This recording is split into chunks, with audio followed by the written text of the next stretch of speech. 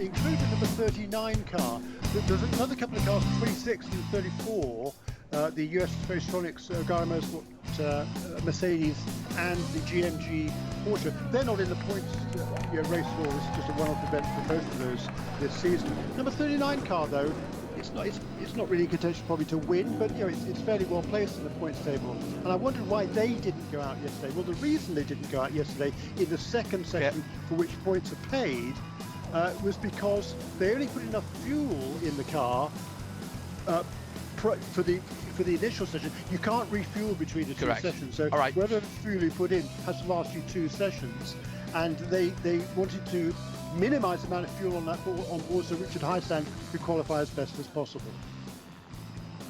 So welcome along if you have just joined us on IMSA TV or via the video on IMSARadio.com.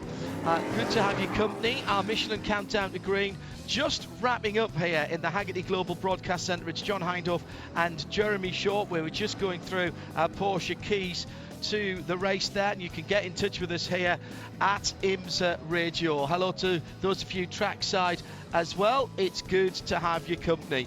Relatively short circuit here. Jeremy said in practice earlier on, 11 action areas because there's 11 corners. Most particularly down at the hairpin, we see a bit of bump and grind down there. Have done down through the years, but also watch down at the bottom of the hill from Pine Avenue onto the right turn onto Seaside Way. The inside curve has been taken away, and that I would have won my bet, because we have seen a couple of people graze the inside wall and then get bounced into the outside wall there. But I'm very interested to see who is the bravest down there and who might stick a nose in to see if they can make some kind of opportunity.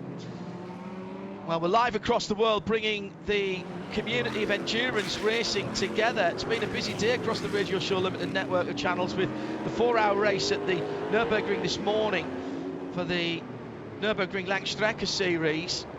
And thanks to our colleagues over on RS1 for the sound and video for that. Now we settle in this Saturday evening for the shortest distance of race we do in the IMSA WeatherTech SportsCar Championship, both here and on the streets of Belle Isle, Detroit.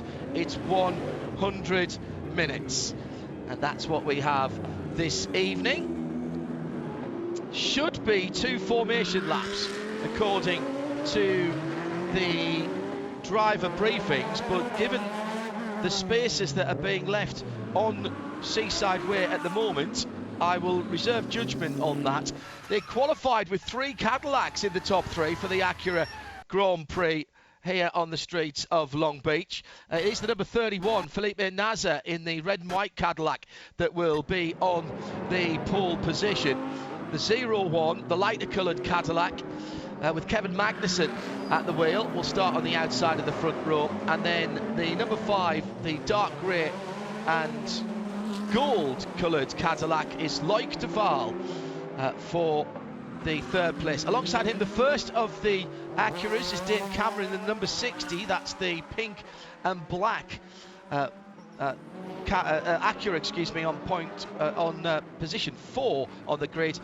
And rounding up the DPI field, the second of the Acuras is the black and blue Konica Minolta sponsored Acura, with Philippe Albuquerque on board. He's got the Mazda DPI, the white, red and blue of Ollie Jarvis, the number 55, alongside him. There will be a second lap. No split start here, so the GT Le Mans cars, which are Corvette, Porsche, 3 with Jordan Taylor taking his 11th pole position, Tommy Milner in the 4, and Cooper McNeil starting the WeatherTech private Porsche in 3rd place there. They will be right on the tails of the DPIs, and that means that Madison Snow in the pole-sitting GT Daytona, the Lamborghini Huracan, the number 1, appropriately enough, from Paul Miller Racing, will actually be alongside the Porsche of Cooper McNeil. Now, whether that's a help or a hindrance? I'm not sure, but in fairness, he put a time in qualifying that was good enough for third anyway, so pretty good. Now, the most important thing is that people don't break ranks too early. We have seen plenty of penalties this season for that. They should be forming up now, and we should see the gold Acura pace car as it is now dive right into the pit lane, and the field will come under the control of the red and white Cadillac of Felipe Nasr. He's slowed them up. Kevin Magnussen, former Formula One driver, is there. The grey flag is in the air. We're racing on the streets of Long Beach.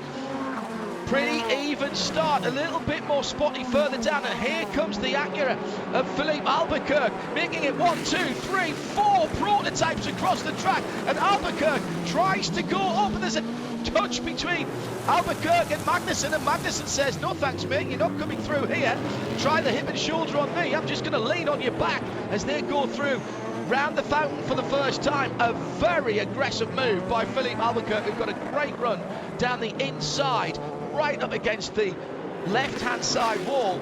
That has allowed Felipe Nasr to pull away the 31. Brilliant start to the race.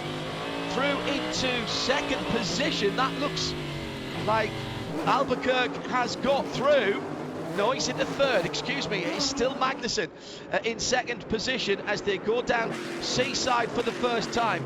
Well, Jeremy, if there ever was a statement of intent there by both Kevin Magnussen, who held on to second, and Philippe Albuquerque, who tried to take it from him, that was right there at turn 1. It certainly was a brilliant start. Two F1 drivers on the front row there, F1 drivers there, Felipe Nasr and Kevin Magnussen. But that was a great effort by Philippe Albuquerque to jump up a couple of positions. He briefly made it into second place, didn't he? But as you say, Kevin Magnussen having absolutely none of that. Thank you very much indeed. And for the championship leader to be that forceful early in this race, that's a bold move. So, yes, that's a very good point, Jeremy. So much for being careful with the championship leading car, as we were hearing from Philippe in our VP Racing Fuel interviews earlier on. I mean, it was 3 and for a moment 4 across the track, and the black shiny nose was ahead for a moment, but on the wrong side of that little kink. My goodness, how close was that championship leading car to disaster as he came scything up the inside. Turn 1 is the right-hander. There's a left-hander, excuse me. There's a little right-hand kink, Jeremy, before turn 2, and that's where it all got a little bit close together. Actually, looks like Albuquerque jumped across the curb there as well. And there's a bit of carbon fibre come off the front of Albuquerque's Konica Minolta Cadillac as well. It's one of the dive planes. We've seen those moves end in absolute disaster early on in races before. We have, and he was really out on a bit of a limb there. Was Philippe Albuquerque, but super aggressive move, and he almost made it stick. Kevin Magnussen gets back up into second place, and I think the number 10 team, we've got to hope there's no damage to the front of that car, because there was certainly a bit of contact when he hip checked to Magnussen coming out of turn 1, and then Magnussen very handily repaid the favour, didn't he, as they headed towards turn 2, but they both survived, and they were in the same positions as they were kind of going in to turn 1, but a great start there by Philippe Albuquerque, up 2 positions. So the opening stanza then of this 100-minute race, down to already had, it's 3.5 minutes of it. Let's check the other classes, and already in fact we've got a pit caller, and it looks like a Michelin tyre change, at least for one of them. Shea Adam is our VP Racing Fuel Pit and Paddock reporter. Shea? This is Frankie Montecalvo, who's brought the number 12 Lexus into the pit lane. It was a very brief stoppage for the Lexus. Only that front left tire that needed to be changed. Frankie, who qualified 9th in this car, is now dropped all the way back to last in class, or at least he will be last in class when he comes out of the pit lane once again. Not a good start for that 12 Lexus. Now they need to be careful on drive time, because Frankie has just spent 57 seconds in the pit lane. That does not count towards his drive time. So if he comes in as soon as the 35-minute mark has elapsed, well, he'll need to be in at the 36-minute mark Just a quick note for you too, John. I've heard from our IMSA radio friend, Greg Creamer. There's a good headwind out of the hairpin, final corner, that becomes a breeze from driver's left as you go along Shoreline Drive. Perhaps that will unsettle the DPs as it continues to wane. Yeah, very good indeed. I'm still aghast at how many chances were being taken by the championship leading car. It is the pole-sitting Chevy Corvette that leads in GT Le Mans. Jordan Taylor with about 3/4 of a second from his teammate Tommy Milner in the number 4 car. And at the front of the GT Daytona field, Madison Snows held on and converted his pole position into a lead ahead of the BMW of Robbie Foley in second by about half a second. Richard Highstand has the number 39 Audi in third. Fastest on the track at the moment, Zachary Robichon, Jeremy, in the number 9, the plaid Porsche, sitting in 4th position. Yeah, and that car has been just super strong these last few races. It's already won 2 in a row coming into this weekend, and they are very much now into championship contention in that number 9 car from Canada. Just 20 points behind the leader, their 3rd pole position in a row coming into this round, and running up front, or towards the front again now, 4th position at the moment. When I say the 3rd position in a row, the 3rd maximum point score in a row, forgive me, I hate the system. So maximum points in qualifying in each of the last 3 races, plus the last 2 wins. So they scored maximum points and looking to keep that streak alive here today. Currently running in the 4th position with Zach Robichon, but he's very much in a train at the top. 7 or 8 cars in GTD, still running nose to tail at the moment. Around the world at IMSA Radio via IMSARadio.com, RS2, the home of IMSA Radio, every hour of every day of the week and every month of the year. IMSA content on IMSARadio.com. Also, of course, if you're outside of the US, we're streaming the video as well. Our colleagues at NBCSN looking after those of you here in North America, and plenty of downloadable content as well from IMSARadio.com. That's your home for everything IMSA as part of the Radio Show Limited network of channels. At IMSA Radio, if you want to get in touch with us on the socials. And as we've already only got 93 minutes to go, don't forget our additional programmes. Michelin Countdown to Green we have done.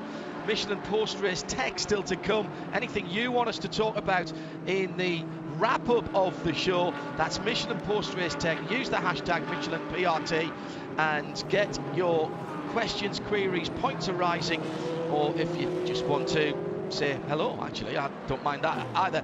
It is at IMSA Radio, hashtag MichelinPRT. 2 Corvettes making their bid for freedom down to the bottom of the hill at Pine, heading on to Seaside. And for the moment at least, Jordan Taylor holding sway by about a second, Jeremy. Indeed so. And in the Magnussen, though, he's for the last 3 laps in a row, it's Magnussen in 2nd position who set the fastest lap overall in this race. And he's whittled down that gap. It was 1.7 seconds at the end of the first lap between 1st and 2nd on the road. Now down about a second. In GTD, though, still this big long train of cars. The top, 7 positions, isn't it?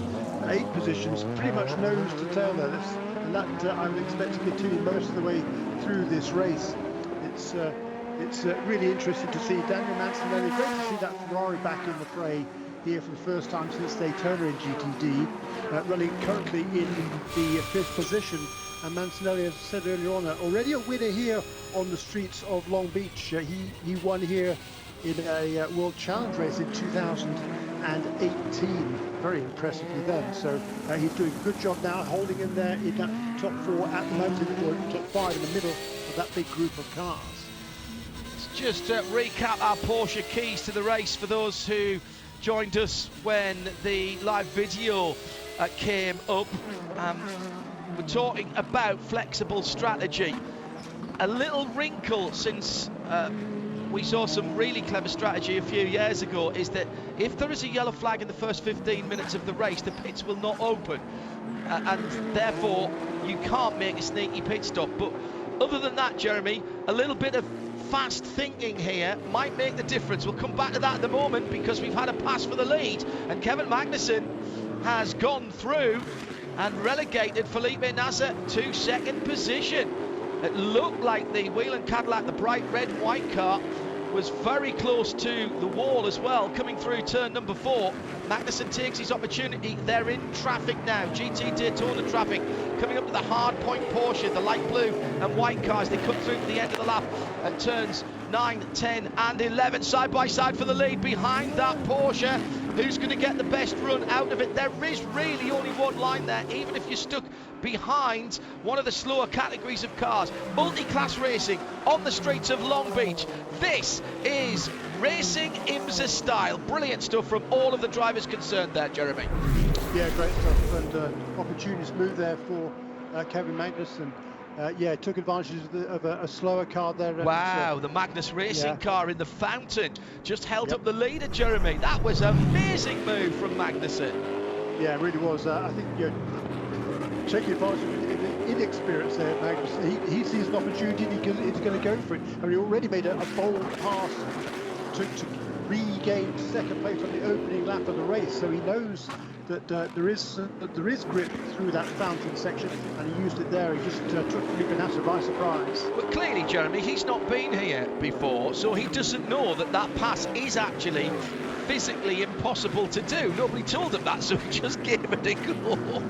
My point exactly, yeah. It's a great move, though, and there's going to be more opportunities. We can see now he's going to have to kind of defend that inside line because he's got a trainer GCP car spinning against the hairpin. He can't pass there, and he was wide enough to realise that. Just kind of blocks out Nasser, so there's no way for him to sneak down the inside, and then gets the run onto Shoreline Drive.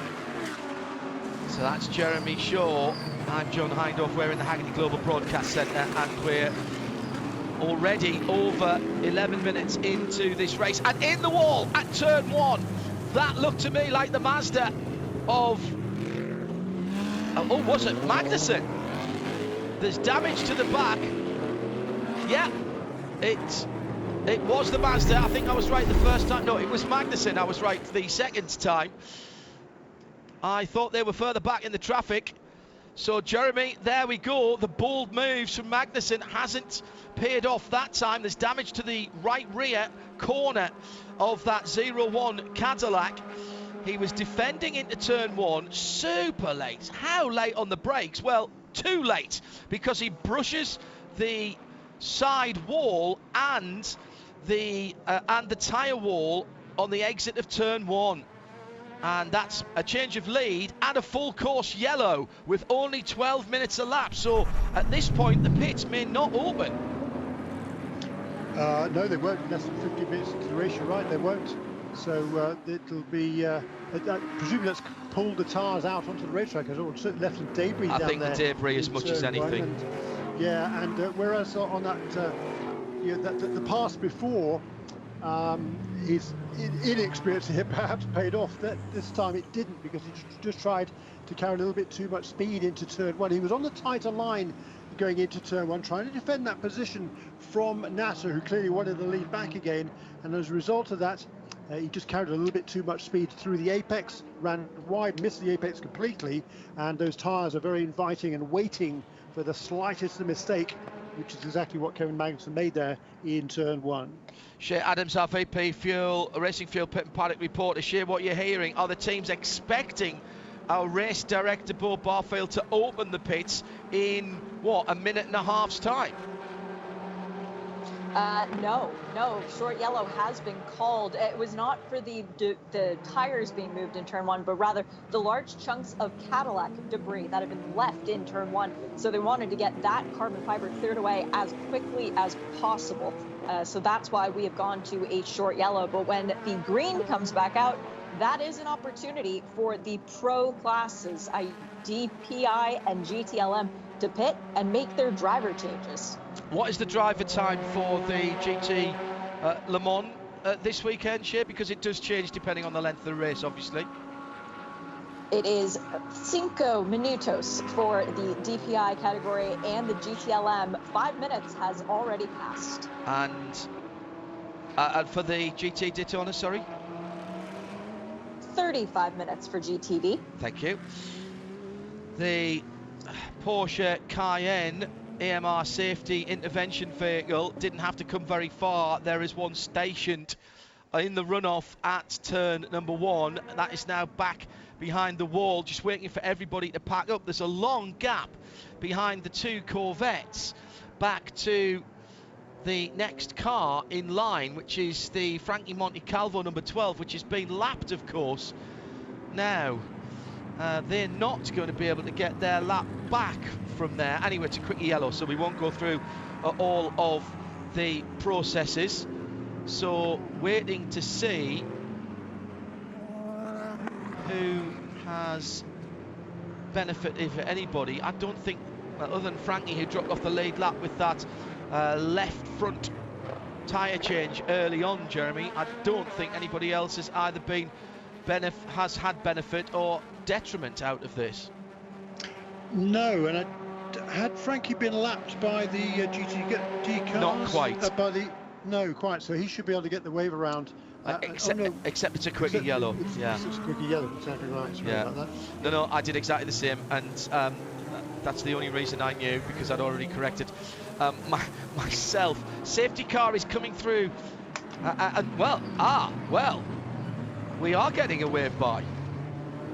At least, we've had a whole load of GT Daytona cars that have been released. There's damage to the right front and the right rear of the Cadillac, by the way, Kevin Magnussen's car. Sorry, Jeremy, go ahead. Yeah, these are the cars that we always, even if it's a quicker yellow, we reset the field so the GTD cars can make their way around to the back of the pack. Yeah, they were the cars that were stuck in behind the safety car and in front of the overall leader. We talk about a game of inches, Jeremy. Really stout defence, we said before at the start, and that's actually cost Kevin there. Now, the only thing I would say is, if the car's all right and he hasn't damaged the front suspension or the steering arm, or maybe one of the toe links, the aero around here, there's a couple of fast straights, but what are IMSA gonna think about that rear aerofoil not attached on the right rear? Sorry, repeat that. The aero disadvantage is probably not going to be that bad for Kevin, but do you think IMSA might take a view about the rear aerofoil not being attached on the right hand side? They'll take a look at it for sure. If they deem it unsafe, then yes, but it's not the same as, let's say, the World Endurance Championship, where if that part of the car is missing, you have to come in and replace it. That's not the case here in IMSA. If it's safe or deemed safe, then they can continue. But if it starts flapping around too much, then yes, they will definitely bring that car in for. Have to bring that car in for a change.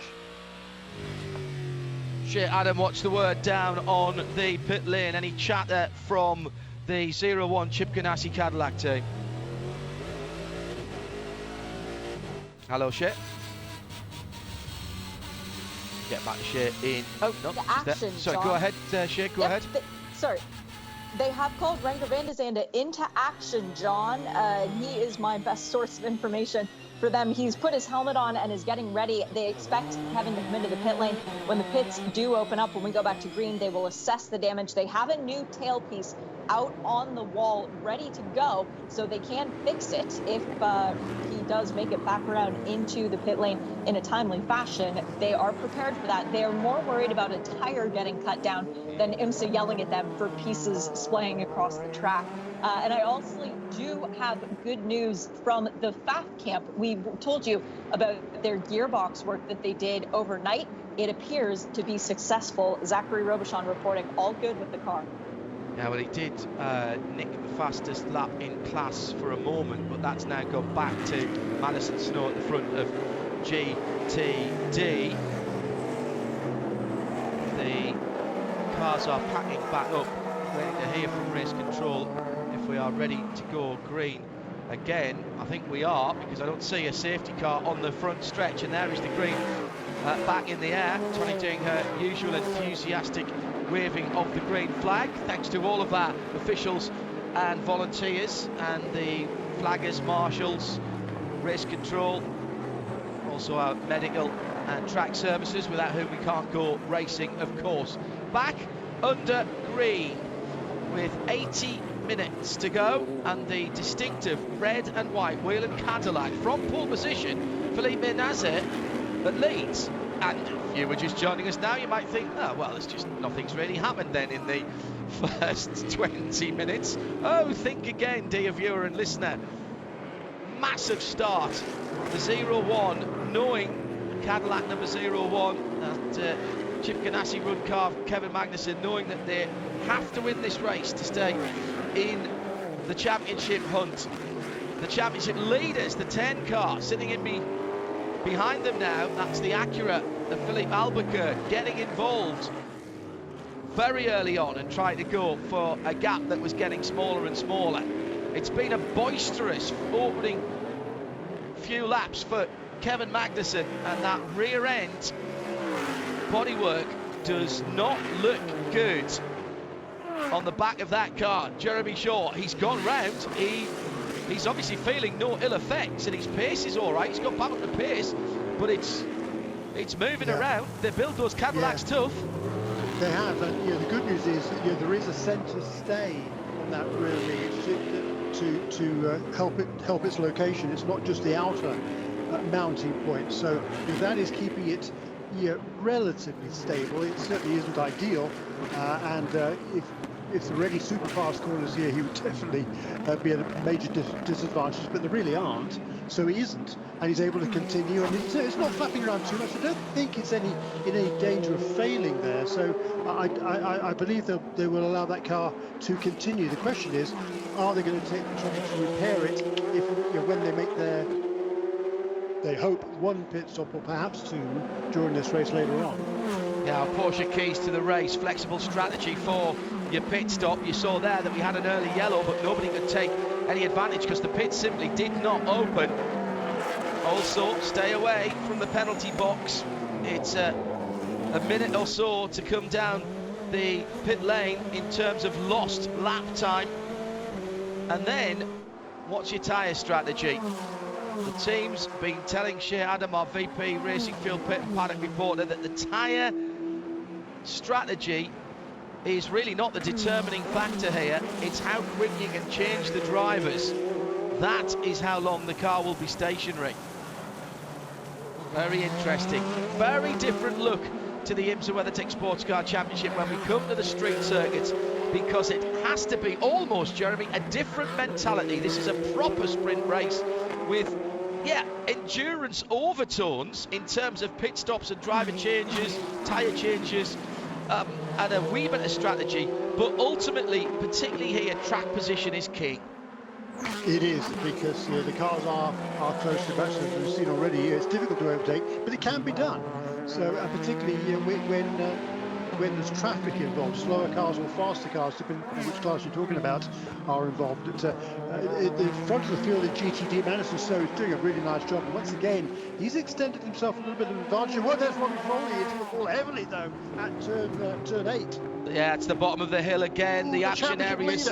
That is the championship leader, the Liquid Moly BMW M6. Now, he's managed to get the BMW's nose out of the tyre stack at the bottom of the hill at Pine Avenue, turning right onto Seaside Way. And you know what? For the speed he went in there, that's not that much damage at all. Wow. Now, did he jump or was he pushed? He had no one in front of him. He turns in, just didn't turn in. That was the problem. Do you know, tyres, branded tyres. Oh, hang on. Well, the Carbon Audi was right there beside him. That was the number 39, the green and yellow car with Richard Highstand. But it was impossible to tell whether he was ushered off there, Jeremy. Those tyre stacks don't look particularly high-tech, but my goodness, they've defended the front of the car, and I'm not sure. I'm not sure there was a touch there from Richard Highstand. Well, he certainly missed the apex by a long way, and he was turning into the corner. Number 39 car was trying to sneak alongside. I'd like to have another look at that one, because I'm sure the stewards will be. and whether there was any contact or not, it was difficult to say from that angle. Certainly through the previous corner, they weren't particularly close, but by the time they got to the braking area for turn 8, and it's very slightly downhill into that corner, leading on to Seaside Way, and the sort of kind of funky cameras there as well. Very much so. It's a tricky corner. If you turn in a little bit too late for whatever reason, you're going to miss the apex, and then you're going to run into danger of exactly what Robbie. Huge piece of debris on the front straight, which I think is just a piece of advertising from the concrete at the sides of the track. Yeah, that's exactly what it is. Either being rubbed off by a very close car, or the aerodynamics of these cars, they do move quite a bit of air, has ripped it off, and for a moment it was caught on the front of Loic Duval's Cadillac, the Mustang sampling car. It's off the racing line now, just beyond the entry to pit lane. Don't think it's done any damage to Loic's. It looks quite substantial actually, not just paper. Looks like it may be vinyl, but we continue to race. Piece of plastic or vinyl in the middle of the track. We are continuing to race for the time being. Race control assessing the situation and not going to yellows for the Robbie Foley incident in that BMW, and he's dropped down, Jeremy, to 20th position, and that has dropped him a lot of positions in class, and in fact that's dropped him down to 11th position, make that behind Misha Goikberg in the Grasser Lamborghini in class, and that's the championship leader. Yeah, that's true, but incredibly, despite, it's a pretty quick corner there, and he went into those tires pretty hard, didn't he, to be able to continue in the 11th place is absolutely amazing, really. And his last lap time was a 23.1. We'll see what time he can do this time around. Several of the other contenders in GTD are setting their fastest laps on this lap, including the car that went past him initially, Richard Eistand, right behind him, Zachary Robichon and Trent Inman, all turning their best laps on this lap. Got a pit caller, Shea Adam. Looked like Dane Cameron was in and out of the pits in the 60 Acura. It was a very quick stop, fuel and tires only for the Meyershank Racing Acura. This car has been through the wars this weekend, and in the practice session, Olivier Plock overshot turn 9 and unfortunately missed the tire barrier straight into the concrete with the left-hand side. It was a big hit. The crew worked tirelessly to get the car back out before the second practice session had expired. Unfortunately, they never got that much running, but they did get a few laps, enough for Dane to put the car 4th in qualifying. He's now back out on the track with a fresh set of Michelins. Let's see what Dane can do. That vinyl on the front straight dislodged by the Robbie Foley incident, then picked up by the number 5 caddy. Good eyes from Nigel Dobby, who's tweeted us here at IMSA Radio. Battle for 3rd position at the moment. It's Acura versus Cadillac. Acura down the inside, protecting that 3rd position. This is the championship leader in the number 10, coming round to the end of the lap. The Mustang sampling number 5 right there for Loic Duval. And they'll go down the front straight now. There will be a slight aerodynamic advantage for the Cadillac, but that Acura gets off the corner very well indeed. This must be very frustrating, Jeremy Shaw, for Loic Duval. Maybe a chance in traffic as they come past the Heart of Racing Aston Martin through turns 1 and 2, and ahead of that, I think that is Robbie Foley in the BMW. Yeah, it is. Indeed, who's losing ground. His last lap round is 25. Previous 2 laps are 23. He's the leaders in GTD, turning actually mid-20s now. The fastest lap of the race on that last time around for Zachary Robichon in 3rd position, car number 9, 120.67. So clearly there is damage to that turn most with BMW, and Robbie Foley is struggling to stay ahead of Ian James and falling back from the rest of the pack in GTD. But yeah, super frustrating for Duval. He got kind of dive bombed at the start, didn't he? And he's clearly a lot quicker than Philip Albuquerque, but he cannot find a way past, at least not yet. Yes, Jeremy, you're absolutely right. More traffic now, and a beautiful over and under manoeuvre at the final corner by the number 5 of Loic Duval. used the number 88 hard point Porsche as a bit of a pick there. And that was a classic street circuit manoeuvre. Saw the opportunity, wondered if there was going to be compromise for the car he was racing, that car being the number 10 Konica Minolta Acura of Philippe Albuquerque, and just got up the inside on the exit, and the pass was made. And Loic Duval now clearing off, Jeremy. Yeah, that's absolutely right. Yeah, clearly he was being held up by Albuquerque. The Acuras just don't have the pace of the Cadillacs this weekend, and now he's falling back into the clutches of Oliver Jarvis. The Mazda similarly struggling all weekend long. The car's running a little bit heavier than it has here in the past, and it's certainly being more handicapped than they would like here. The car's been competitive on the other tracks, but not here this weekend on the streets. It's always been a struggle for them here on the streets. It's a very aero-dependent car, that Mazda, as is the Acura perhaps as well, but it struggles here on the streets of Long Beach. But now, at least he's in the battle with Albuquerque. Interesting though, you talked about it a few minutes ago, Dave Cameron elected to come onto the pit lane in car number 60 once again for the third race in a row. He's doing a different strategy to all of the other DPI contenders, and he's able to make that pit stop and stay on the lead lap. So if there is a caution at this stage, he'll be looking good, but he is certainly committed now to a two-stop strategy.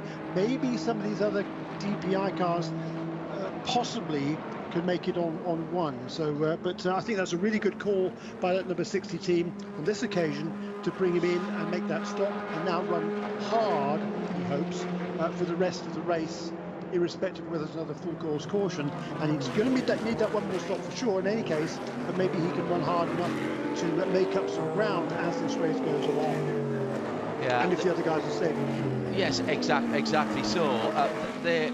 I've been impressed with their willingness to go and pursue alternative strategies. It hasn't always played out for them in the last few races, but they're continuing to, I suppose, use that old racing adage: if you do what everybody else does, then the situation is going to remain basically the same. Brilliant manoeuvre for the pass a couple of laps ago down at the hairpin. Third place being taken by Loic Duval ahead of Philippe Albuquerque, and Philippe will be kicking himself. Went down the inside of the number 88 Porsche, the hardpoint car, with Rob Furriol behind the wheel, and that just pushed him out. Couldn't get on the throttle early enough.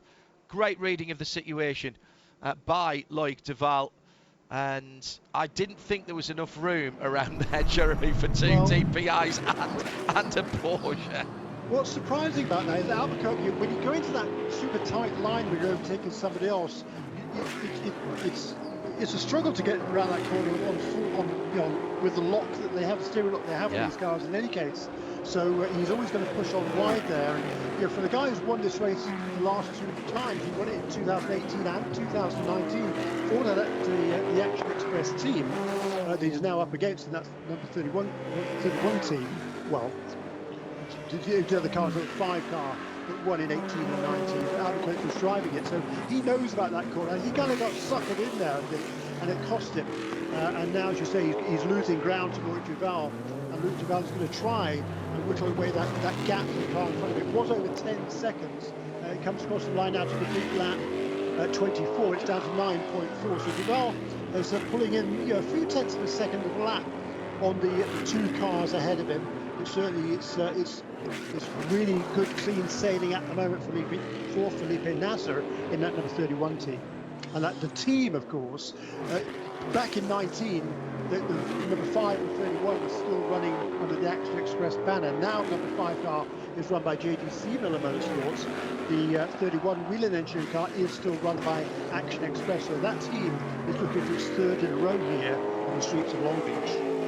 At the moment, our race is, with about 66 minutes to go, is still being led by Felipe Nasser, who started on pole position.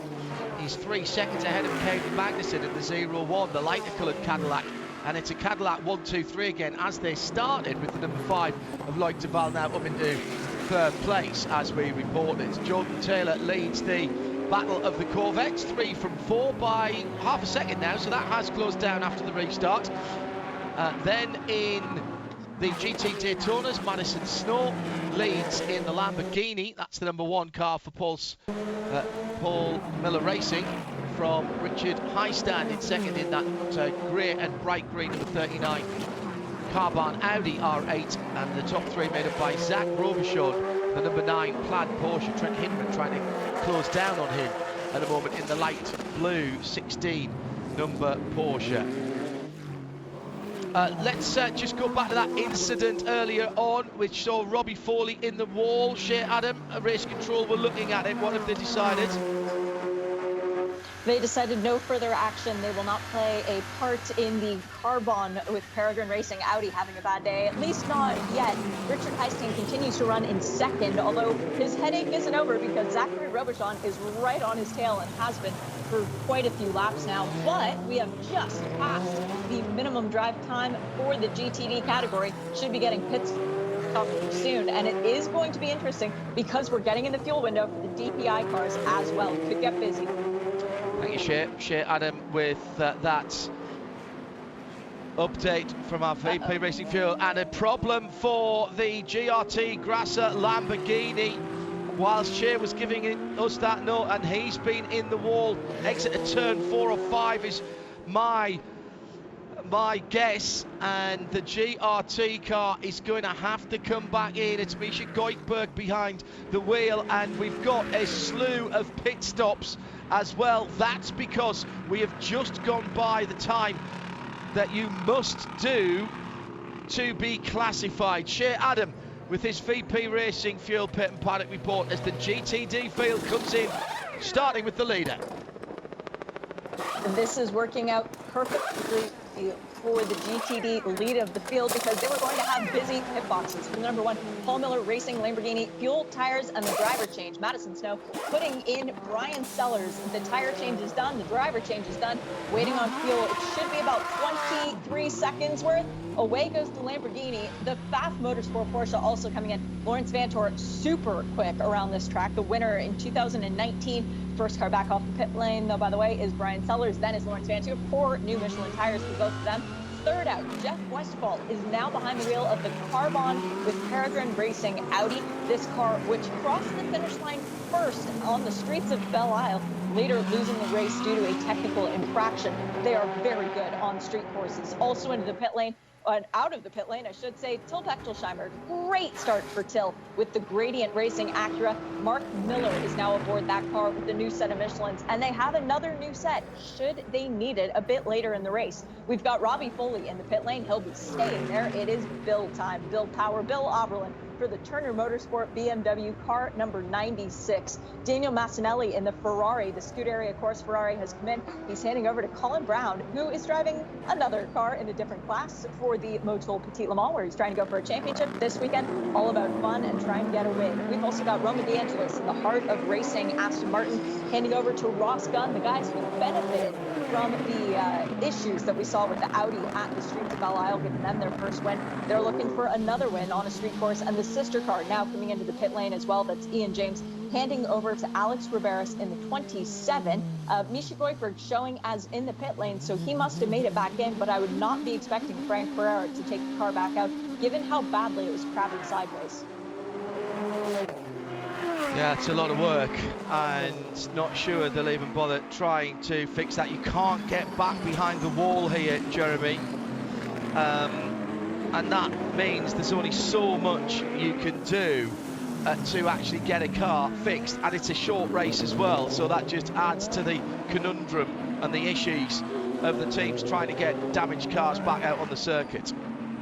Yeah, that's right. The paddock here is on the outside of the hairpin, effectively, between to the outside of turns after 9, 10, and 11. Actually, quadrants in there, so yeah, there's no way you can get to the car back to the paddock and then back out again. So anything you're going to use during a race, spares, whatever you have to take with you into the pit box. You see the number 16 car coming into the pits. This is the leader now in GTD. Number 14 and 26. The 14 stays out. Aaron Thielitz, he stays out, so will lead the class. But both Hindman in number 16 and Stephen Agakani making his debut. The youngster, just 18 years of age, in car number 26. He's into the pits in second place as well. Shit, Adam, watch that stop. That was a phenomenal stop by the Wright Motorsport crew. Now, Patrick Long behind the wheel of the 16 Porsche. Trent Hinman having done the starting gambit. Patrick has his wife Lauren and his kids here today because he is a local boy to this track. 2 wins previously in the Long Beach Grand Prix, but them both coming more than a decade ago. So Patrick looking to try and improve upon that record. One other thing of note, it was a very long stop for Turner Motorsport as they did some work to that number 96 BMW. They spent 3 minutes in the pit lane, whereas their championship rivals spent just over 1. That is a bad day for Turner Motorsport so far. Yeah, that, remember, the championship leading car coming in. Down to an hour, Jeremy. So we have had 40 minutes, albeit with a bit of safety car intervention. It won't be too long, I wouldn't have thought, before we start seeing some green flag pit stops from the front of the DPI field. Yeah, that's right. Another, any minute now, basically. I'm sure they've been trying to save fuel. They could probably stay out another 3 or 4 laps reasonably comfortably. I'm sure they've been running a reasonably conservative pace. I'm kind of surprised that some of them aren't pushing a bit harder and going to that same strategy. Number 60 car has already run here with making that stop out of sequence with everybody else. But still a long way to go in this race. Number 31 car running out front, 30 laps completed now. 1 minute 16 last time around. He had some traffic to deal with. The fastest lap of the race was a 12.66. In actual fact, Nasser turned his best lap of the race just 5 laps ago on lap 25. That was a 1 minute 12.6. Last lap a 16.7. So 4 seconds cost in making the move past traffic on that last lap. And the number 31 car, he's got number 60 in his sights ahead of him. Dane Cameron now back up into the 6th position overall, ahead of the 2 GTLM leading Corvettes, and still on the lead lap. So Nasser by almost 6 seconds, so he is moving away in that red and white car. More pit stops, more GT Le Mans runners, and it's Lexus. Shea Adam is watching it. This was Aaron Thielitz's first ever start during the Long Beach Grand Prix, and he was enjoying it so much he wanted to stay out for a little bit longer. But finally, Aaron Thielitz in. They waited on fuel for that stop. That was the determining feature. It was 21 seconds worth of fuel, so not that much, but considering they stayed out a couple laps extra, Blackhawks would turn it up to full rich and go. Also into the pit lane, we had John Potter Magnus with Archangel Racing Acura. It's now Andy Lally behind the wheel with that one, and Cooper McNeil finally bringing the WeatherTech Porsche into the pit lane. Stayed out there a lot longer than the minimum drive time, handing over to Matthew Jaminet, who can now take it to the end of the race. So it is just a one stop for all of our GT competitors. And the fact that they came in under green actually helped the pit lane, Shay. If that had been yellow and they'd all come in together, they would have been all pitted together. If they'd all come in under yellow, it would have been mass chaos, John. The pit boxes are 24 feet long for this race because we have so many cars. And the only GT cars that had a clean in and a clean out were the WeatherTech Racing Porsche, the Turner Motorsport BMW, and the FAF Porsche. Every other car either had a blocked entrance or exit or a team lead. So we should not expect to see any of those GT Daytona cars back in the pit lane. Brian Sellers has cycled through as a sideways moment for the Wright Porsche. That's the blue and black and white car, the number 16. That looked like it was helped possibly by the carbon Audi. Jeff Westphal in that car. He's got the Ferrari right up his tailpipes there. That's Colin Brown for Scuderia Corsa. So Pat Long, very much a California native, very proud of his heritage. This one is going to be a barnstormer. Settle back, put your feet up, get out your favourite adult beverage.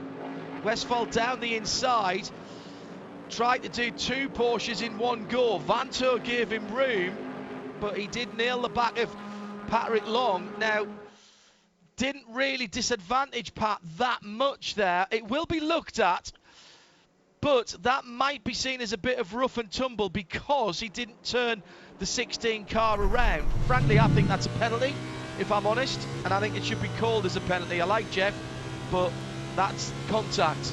You call the action, not what happens afterwards, not the aftermath. But that's why I'll never be in race control.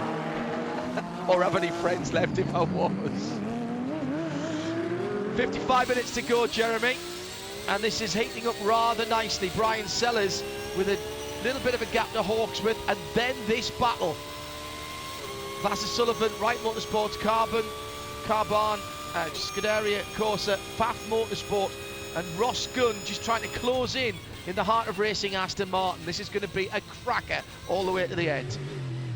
Well, it is, and what a great battle going on in GTD. That late stop by Aaron Tielitz and a couple of really good laps, I think, has enabled Jack Hawksworth to come out. Now, he was running in the 5th position. He's running in 2nd now, just ahead of Patrick Long before he was just ahead of Patrick Long when Long got nudged at the hairpin there by Jeff Westphal.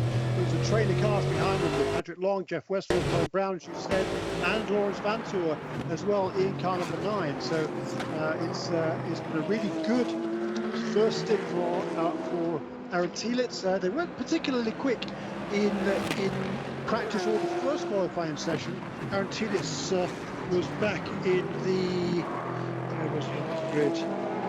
7th position, but Jack Hawksworth was 3rd quickest in the pro session, and he's now up into 2nd place. So Jack Hawksworth now in 2nd place in GTD, quite a long way. He's about 8 seconds behind Brian Sellers, and now he's got to look after the tyres on that Lexus. Yeah, 1 full second ahead of the battle we were talking to you about a moment or 2 ago.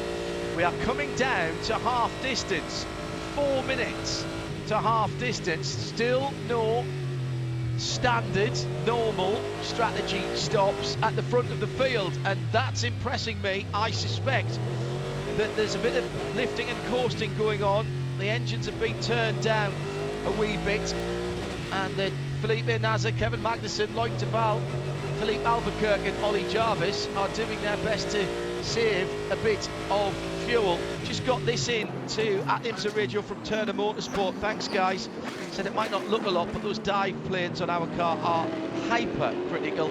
We need all the grip on the nose with this car, as it already has a little bit of trouble turning, so it's not a nosy car.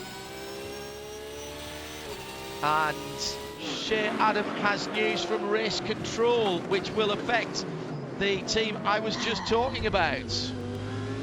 Yeah, car 96 penalty drive-through, working under the car without a. So far, yeah. So far back, yeah. So safety, that is a safety call by IMSA.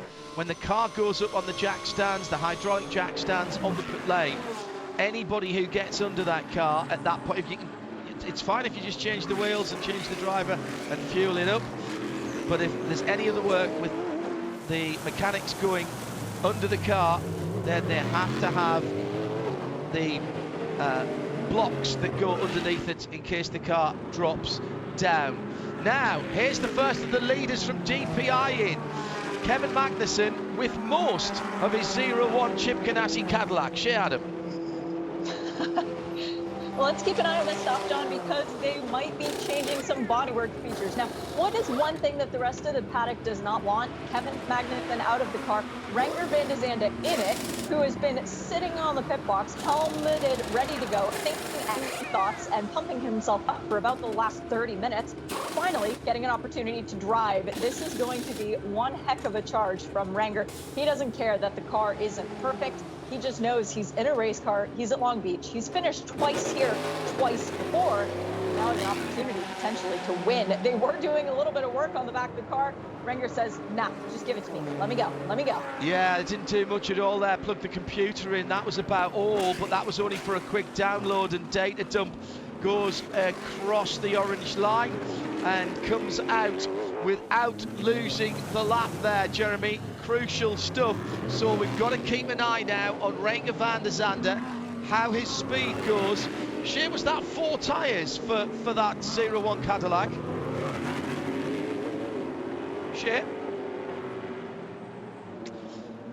Jeremy, I don't know if you noticed whether it was 4 tyres, but this is a crucial moment as Renger gets up to speed. The leader of the race is about to put a lap on him and does put a lap on him, but Renger will do the over and under at turn number 8 and on the seaside. This is just getting tyres back up to temp and pressure. Remember, no tyre warmers allowed in IMSA competition, Jeremy, so this first lap out is always going to be a bit difficult. Yeah, it is. It is tricky at this stage. But the interesting part of this is that I think Renger van der Zande has come out behind Dane Cameron in the number 60 car. They both made now one stop.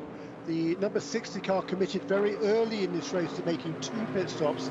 I think we're seeing some of these other contenders, they're going to try and make it on 1. Yeah. Particularly, certainly, I'm pretty sure that the number 10 car, the 55, I think they're going to try and make it on 1. It's going to be a struggle now for number 01 car because they came in with 52 minutes remaining in this race, so only 48 minutes gone. We've already had some yellow, so they're going to kind of need some yellow, I think, to make it to the end. But Felipe Nasser in that leading car at the moment, he's stayed out now. We're just over halfway through this race, and yeah, this number 31 car, they've got everybody handled this weekend. Yeah, it was 4 tyres, by the way, 4 brand new Michelin, or 4 new to that car Michelin tyres. Shea, Adam, with more pit lane callers, we've got Philippe Albuquerque in the championship leading number 10 Konica Minolta, and Ollie Jarvis in the white, red and blue number 55 Mazda, the smallest engine car in the field, 4-cylinder 2 litre, and they're on this long run past the IndyCar pits before they peel into their own pit boxes. Seems a bit cruel, doesn't it? They have to go down the pit lane on the pit speed limiter for such a long time. It's roughly 30 seconds before they even get close to the IMSA box. There's driver changes on both of them. Just lost Shea for a moment there. We'll keep an eye on it ourselves as set of scrub tyres going on to the number 10 Konica Minolta Cadillac. It looked like a set of scrubs as well, Shea, going on the Mazda. And I'll get back to Shea in a moment. They are leaving the same way as they came in and rejoin across the orange line. Yes, there was certainly tyres across the orange line for both of them. So Jeremy, just under 48 minutes to go then when those 2 cars rolled out. It's less than they did to start with, but they did have a couple of laps of safety car to help them out in that first stint. We had 4 laps of safety car, which actually amounted to 7 minutes of safety car early on. And here's the leader coming in the pit lane. Let's see if we can get Shea back with us. Shea? It is going to be a driver change for the 31 Whelen Engineering Cadillac. Felipe Nasser getting out, Pipo Derani getting in, and 4 new Michelin tires up on the wall. They will need a full tank of fuel, and then they will be able to go to the end of this one. 47 minutes to go in this race is the top end of their window, but the Whelen Engineering crew knows what they need to do, and ironically, their former sister car, the Mustang sampling car, also into the pit lane. Loic Duval brought that car in. Tristan Vautier will take it out again, 4 new Michelin tires. Got to watch now for the pink Meyershank Racing number 60 car coming by. There with the first car in the pit lane. Remember, Jeremy was telling us they went off strategy, waiting for the fuel. The drive change is done on the 31 Whelen Cadillac, and still waiting. Wow, they're getting every last drop of VP Racing fuel, and here comes 60 on the front straight now on Shoreline Drive. It's going to be a race to the end of the pit lane. And here comes the 60. It's going to be very close indeed. The 60 with tyres up to temperature and pressure through the fountain section is right there with the erstwhile leader. This is the battle for the lead, side by side, and through goes Cameron at turn 4. That was a superb manoeuvre. Did not need a second invitation. And again, those cold tyres coming out of the pit lane. Now that's the pass for the lead, but of course Cameron, Jeremy, has to make another stop. That's exactly right, and the question is now, does everybody else need to make a stop as well? And I think this number 60 team, they realised early on in the game, that we could make it.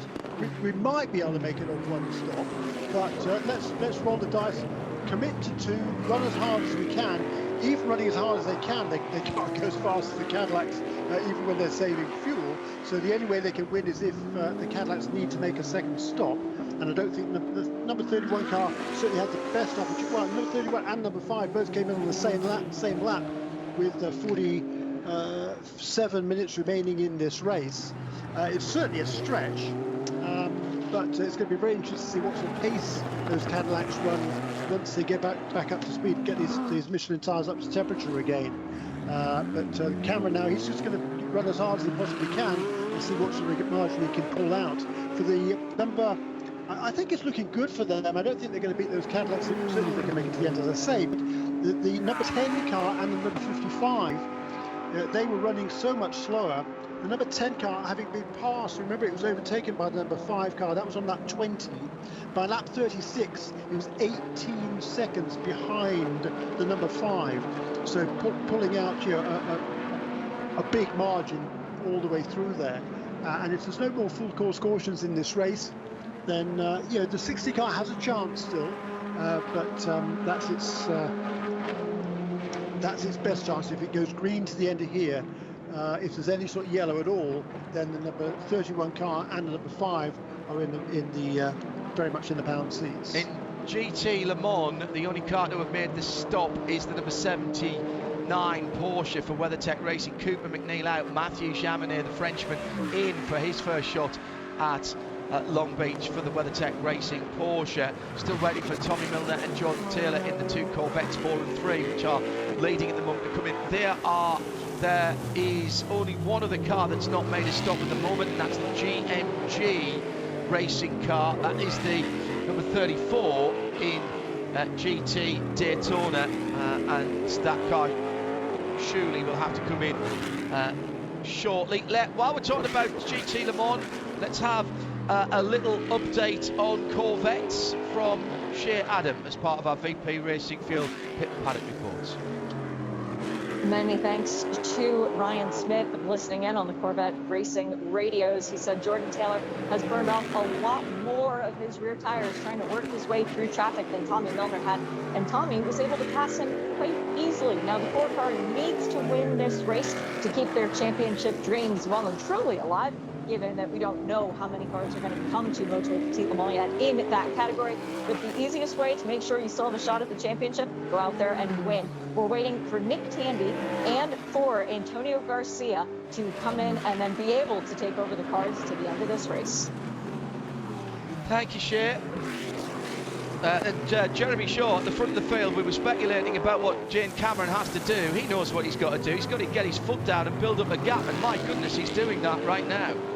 He is. He's just turned his best lap of the race, and 1 minute 12.810 for Dane Cameron on that last lap, lap 42. And he is running exactly what he needs to do at this stage. A great strategy by this team. They didn't quite get it right in the last 2 races. We'll have to see whether it works for them now, but they are certainly committed to make it. They will make for sure one more pit stop during this race. The question is, will the other ones as well? I think even the pace he's going to run, it should be enough potentially to get him on the podium in this race, or certainly 4th place, which is where he qualified, of course. But they lost the position at the start as a result of that bold move by Philip Albuquerque in car number 10. So it's a really interesting race at this stage. Number 31 and the 01 seem to be very, very closely matched. The gap between them, say, Yeah, pretty constant through that first stint. It was about 4.5 seconds when they came into the pits, and it's about the same now between number 31 and the 01. Pit stop. Two Corvettes. We now see the number 3 car into the pit lane. The number 3 car was running ahead of number 4. When did they change positions? Did we see that? Did I miss that? No, I can't tell you, Jeremy. I'll look that up for you in a moment. Shea Adam can talk us through the stop. Shea, go ahead. I believe that pass happened about 12 minutes ago out on the racetrack, but we do have 2 pit stops. Jordan Taylor brought the number 3 Corvette in. Antonio Garcia will be taking it back out, 4 new Michelin tires and a lot of fuel. And Dane Cameron, who has done a fantastic job so far in today's race, well, his job is done. It's now up to Olivier Pla. The fuel is still going on. The 4 tires have been changed. Those look like sticker Michelins that went on the pink and black AutoNation and Sirius XM sponsored car, and away goes that Acura. We also had the final GTD pit stopper in. That's James Fronis and the GMG Racing. Now, they were getting close to the minimum drive time being met for James, so they had to pull Kyle Washington into the pits. Yeah, good point. Very good point indeed. So Durrani is the leader as he goes through as the 60 came in for that pit stop. So now, Jeremy, that number 60 Maishank Racing car will be able to go to the end with Ollie Pla from here. So what we're seeing now, as it's come back out in 4th position, as you confidently predicted, that is its true position, and it can race full speed to the end. Indeed, and that's going to be really, really interesting to see whether the other contenders can make it to the end without needing a splash of fuel. We'll have to see where Ollie Pla resumes. We're still waiting for the full pace car to come across the line to complete its 45th lap. And here comes now there is number 60. Where is the number 10, number 55? Okay, they've already gone through. So Cameron is, Ollie Pla then is behind Ricky Taylor and Harry Tittle in car number 55. New fastest lap of the race, a 1:12. Oh, sorry, new fastest lap of the race. No, sorry, the fastest lap of the race. Let's try and get my head on. 1:12.661. How does that compare to when we were last here, Jeremy? Some 30 months ago. The fastest, the race lap record is a 1:11.9. Right. That was by Pippo Durrani in 2019. So we're not close to that yet. The qualifying mark was an 11.3 set by Ellen Castroneves in 2019. Our pole time yesterday for Felipe Nasr was 1:11.6, so 3/10 off the pole record. Jeremy Shaw, who's alongside me, John Hindhaugh, in the Hagerty Global Broadcast Centre. Porsche versus Lexus at the end of Seaside Way, going into turn number 9. This is the sequence at the end of the lap. And that is Pat Long trying to put a lap on one of the Lexus, and he's trying to stay ahead of a whole group of cars behind. Sorry, Shea, go ahead. That's for position, John. That's Jack Hawksworth up into 2nd. Oh, yes, you're absolutely right. Yeah, sorry, my timing screen just taking a little bit of time to update there as they were going through all the information that we normally have in the Hagerty Global Broadcast Centre this week. So my apologies if we can't quite give you the analysis we normally do, but it is one of the shorter races. In behind them, the Pfaff Porsche, so that is 2nd, 3rd and 4th. Colin Brown's just dropped away a little bit in the bright red Scuderia course, number 63 Ferrari. Then the Carbon Audi. Then Ross Gunn for Harter Racing in 7th. Jake Edson for Agara Motorsport, the number 26 in 8th. 9th, Mark Miller for Gradient Racing. He's taken over from Tilbeck-Dulsheimer. And 10th is Alex Riberas for Heart of Racing in the 2nd of their cars. Nice to see both of the cars back out again for Heart of Racing. And you talked about Jacob Edson. They're running in the 8th position. Really good debut for that team. Steve Larcani, a good first stint.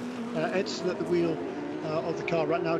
Jacob, who is a former champion in the Porsche GT3 Cup Series in IMSA and also in Lamborghini. He won the Pro-Am category there as well. So a lot of success in sports cars, open wheel as well before that. But running in a very good 8th position now, quite some way behind the top 7. Well, actually, yeah, behind top 7. But the leader, Brian Sellers, just checked out. The gap was 8 seconds, now out to 14 over, as Shay just talked about, the fact that Jack Hawksworth is remaining in that 2nd place after that round of pit stops, but falling back from the race leader, Brian Sellers. So 36 minutes still to go. And just checking to make sure everybody's stopped now. Yes, they have. Let's see who can stretch the fuel, the VP Racing fuel, to the end of the last. Renger van der Zande 7 seconds behind the leader. What lap time did Renger do last time around, Jeremy? That's not on my Alcamel screen this week for some reason. He just did 16s last time around, right, but just across the line now to complete lap 49. Yeah, it's a 13.6 there for Pipo Derani. Derani's got everybody handled in this race. Number 31 car is very much the class of the field. Renger van der Zande is going to do the best he possibly can. In fact, that car does have the fastest lap of the race, set by Jan Magnussen. Kevin Magnussen back on it's lap had to happen, don't worry. Back on lap 7. But I think the number 31 car has been certainly in control. But Tristan Vautier, he's got that gap down to just 3.5 seconds then between 2nd and 3rd. 3 Cadillacs then separated by about 10 seconds at the moment, with 49 laps in the books. They're a long way ahead of Ricky Taylor. 26 seconds is the gap back to 4th position. And Ricky Taylor kind of maintaining that gap over Harry Tinkwell in the Mazda, kind of 55 in 5th.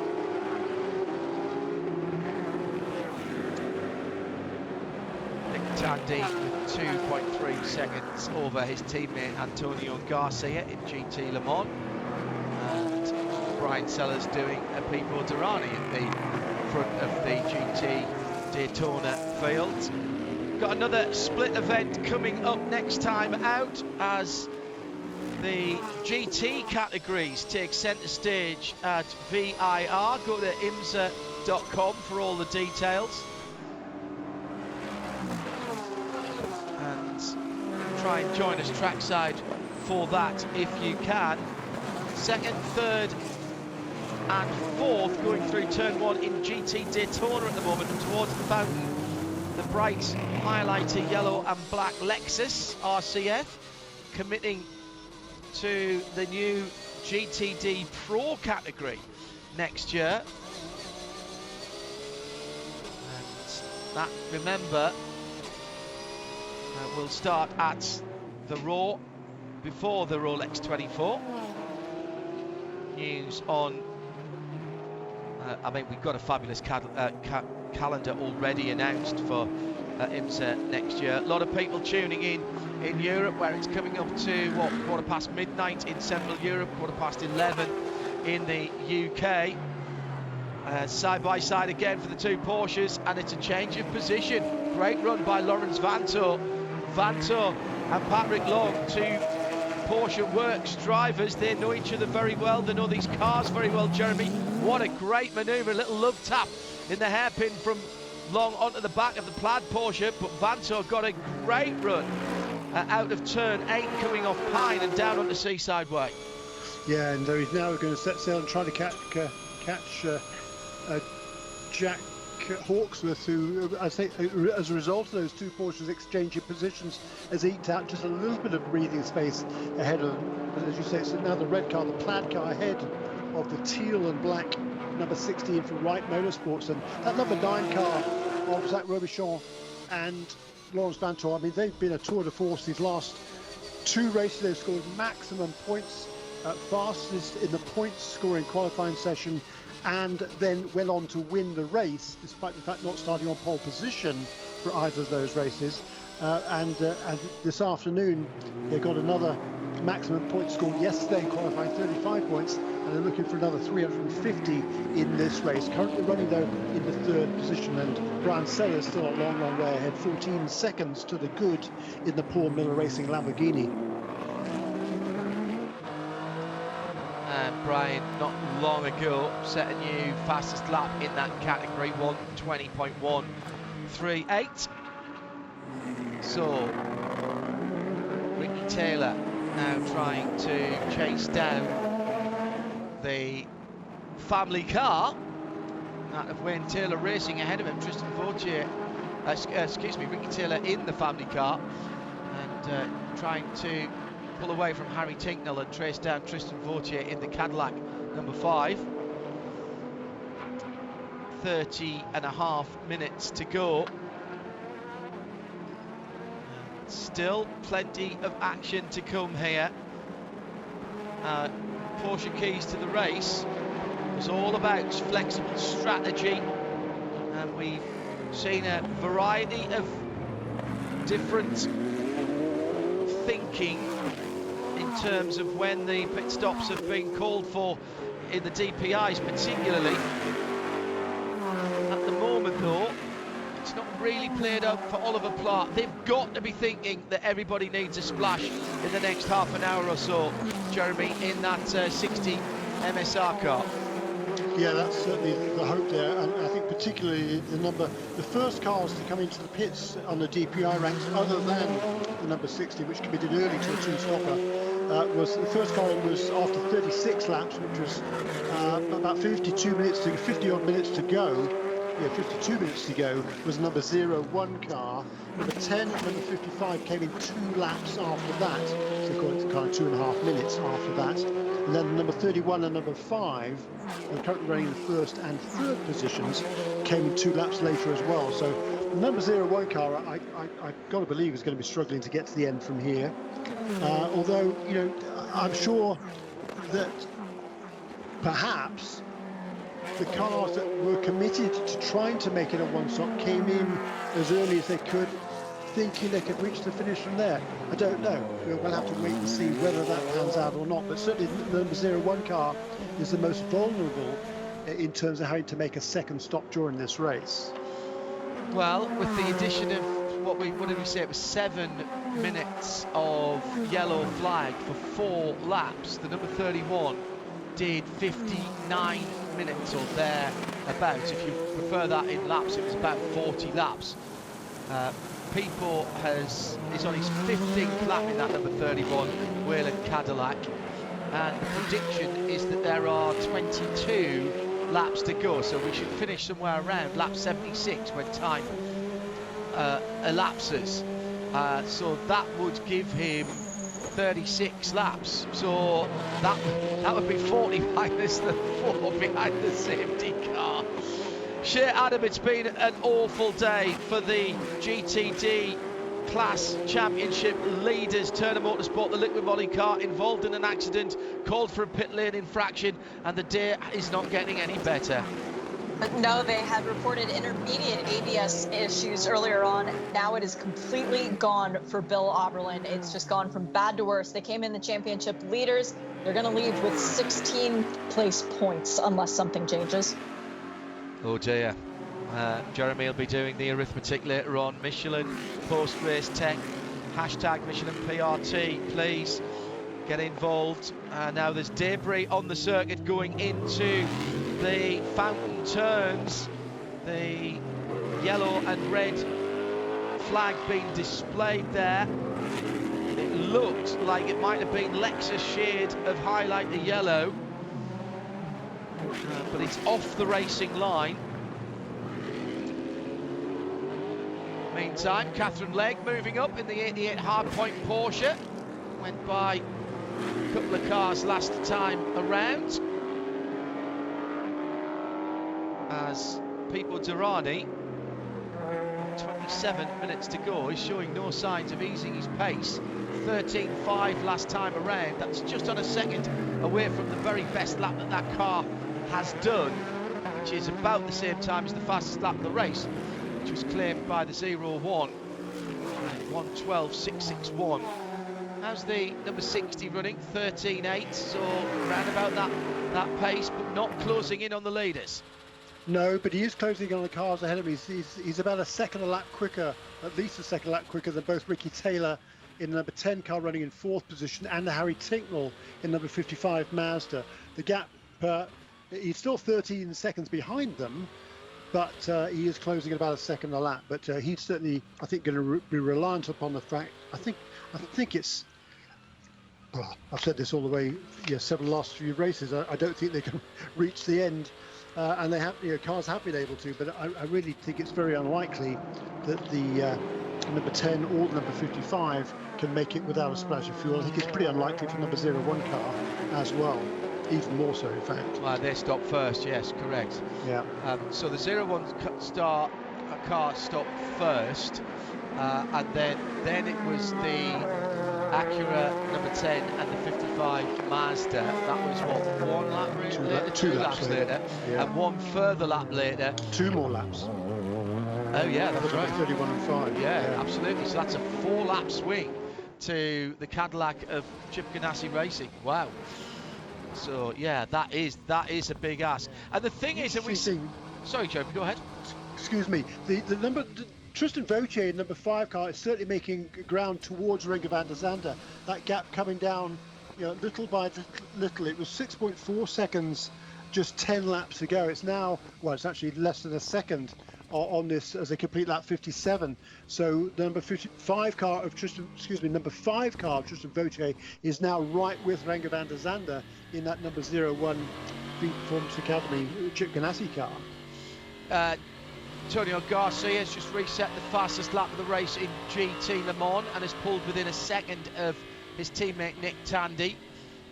They are about a minute ahead now of Mathieu Jaminet, and looks like a Corvette 1-2. Strange things have happened to Corvettes here down through the years, and getting to the last corner in the lead is no guarantee of standing on the top step of the podium. That's all I'm going to say about that. Jeremy and I have seen some interesting runs to the line, shall we say. Under 24 minutes to go, and the battling Corvettes then are now within a second of each other, just going down the front straight. Meantime, Renger van der Zande 8 seconds away from the lead. There is our leader on course at the moment, just coming through turn 6 and down the hill to 7 and 8. Here he comes now to turn right onto Seaside Way. Got a few GT Daytonas to pass as he goes down there, and they're in their own battle at the moment. So this is another danger time. The beauty of mixed category racing, Jeremy, is that even when you've got an 8.5 second lead, as Pico Derani has now, he's got 3 GTD cars to have, who are having their own very personal, very important battle and don't want to lose ground to each other. So even on the classes that you aren't fighting with, every pass has to be done correctly and done with care. It does, and as you say, they're battling amongst themselves, and they're not going to do any favours. They want to make sure the gold rule for them is not to be inconvenienced or put off too much by a faster car going past. But the way the faster cars negotiate slower traffic is absolutely as critical as in the slower cars, making sure you don't lose time when you are being overtaken. Yes, there is as much of a knack to being overtaken by a faster category car as there is to doing the overtaking, is what Jeremy's saying there. He's absolutely correct. So now Derani has caught that battle for second, third and fourth with the Lexus and the 2 Porsches right at the end of the lap, so he's not lost too much ground there at all. Now onto the front straight. with a little bit of a flash of the headlights, and he's cleared before he's got through the lights. So that actually worked out quite nicely. Lost a couple of tenths, maybe half a second to Van der Zandt the last time around, but this time he has restored an 8-second lead, and as Jeremy was saying earlier, he's got things covered. Just to finish the point I was going to make earlier on about fuel saving, no point with 20 minutes to go in any of the teams ringing up their drivers on the radio in those DPIs at the front of the field saying, oh yeah, sorry man, you're gonna do, man, you're gonna be about 4 laps short, can you save 4 laps of fuel in the next 20 minutes? That's not how it works. It is incremental and it has to be planned in advance, and normally, Jeremy, that would start from the moment that you left the pit lane. You'd be given a fuel number and you'd be trying to reach that. This is a short lap. You might find some advantage with a bit of lift and coast here, but it's not going to be multiples of laps. Yeah, you can certainly save a few laps worth of fuel if you're judicious about it. You can certainly lift off going down Shoreline Drive. You can lift off pretty early. It's slightly downhill into turn 1, and you can lift off fairly early there. I mean, when your foot is full on the gas, that's when you're using the most fuel. So if the lighter your right foot, the better chance of not using as much fuel as you'd otherwise do so. And there's various parts on this racetrack. So into turn 8, the end of Seaside Way, that's another place where you can lift off fairly early and just brake super deep into the corner to try not to lose too much lap time. It's very much an art. Some drivers have it down better than others. But yeah, we've seen, I mean, Olivier Pla in the last round at where we last time out at WeatherTech Raceway Laguna Seca, he went a ridiculous amount of time on his last stint of fuel. It confounded a lot of people on pit lane. I'm told that was the fuel capacity was checked on that car after the race, so no shenanigans there. But he went probably 4 or 5 laps longer than some of the other contenders were anticipating. Certainly, there were a couple of cars behind him, and they didn't expect him to be. They thought there was no way he's going to make it to the end of the race, so they didn't bother trying to chase him down. Turns out he did make it to the end, so they stayed behind him. Slow lap, a couple of laps ago, lap 57 for Colin Brown, and dropped away from what he's been doing. He's been doing it 20s, 21s, and he did a 22.2, so he lost a second or so. Not sure what all that was about. And Shea Adam has a VP Racing Fuel Pit and Paddock report of a penalty that she's described to me as interesting. What, is this one we've not seen before, Shea? I don't remember ever seeing this before. It's a warning penalty for incident responsibility. I don't understand how that's a warning.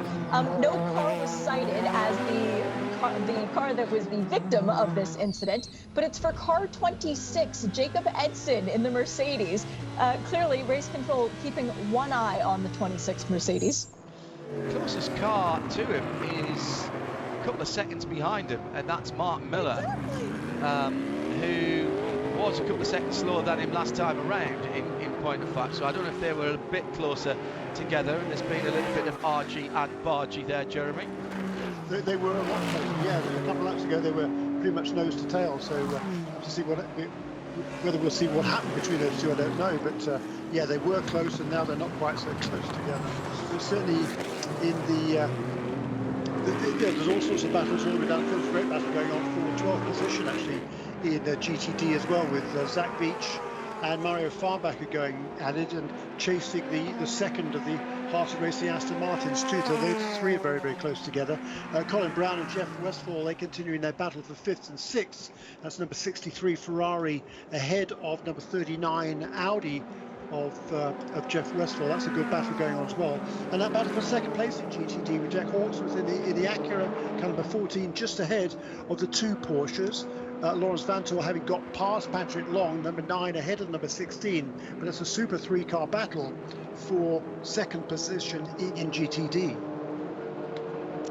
Just build the excitement a little bit towards the end of the race. Renger van der Zande is closing in on Pipo Durrani. Now, Pipo's had traffic the last couple of laps, but of course, Renke's had to work his way through it. We were seeing that it was sort of hovering around the 8-second mark. It's now round about 6.5 seconds. So we're not talking about huge margins here. So not hand over fist, not potential problems for people, certainly not at the moment.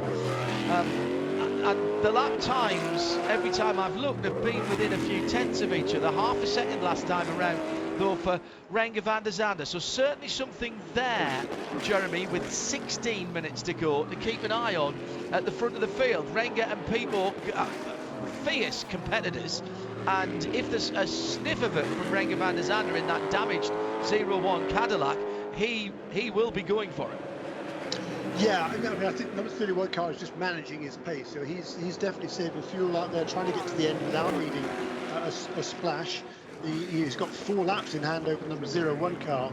But what's interesting to me is that the 01 of Renger van der Zande, he's stretched out that lead to Tristan Vautier. We talked about a few laps ago, those two were pretty much nose to tail.